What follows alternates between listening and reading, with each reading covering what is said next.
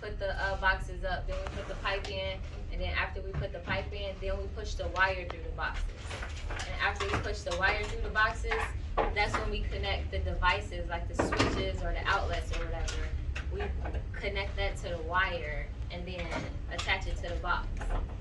And then boom, everything works. So that's what we're gonna show y'all this week, basically.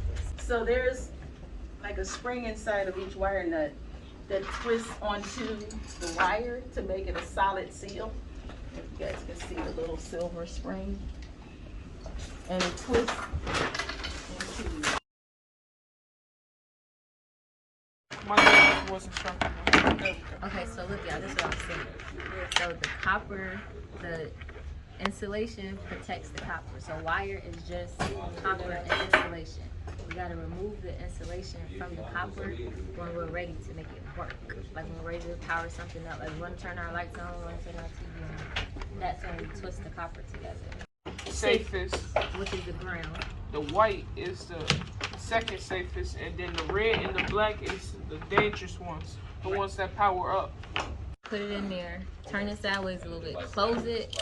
You got it in your 12? Okay, so we're gonna close it, but not all the way.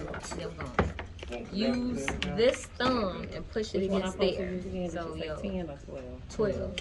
So push it here, and while you gonna push it and be pulling with this hand at the same time. You can also go like this.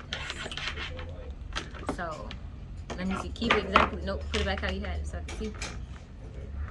And then It is not easy. so okay, you holding it right. So hold it with this hand and push it with this hand, but you gotta be pulling it too. Like I said, it's not super easy.